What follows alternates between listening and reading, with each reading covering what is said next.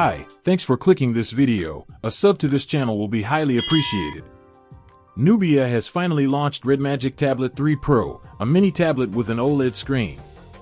In today's video, I will be comparing the new tablet with other two powerful mini gaming tablets in 8 to 9 inch category from Lenovo and Alldocube. The three tablets I will be comparing in this video are Redmagic Tablets 3 Pro, the 2025 version of Lenovo Legion Y700 Gen 4, and Alldocube IPLAY 70 Mini Ultra. Don't forget to like or leave a comment if you have any questions or opinion after watching the video.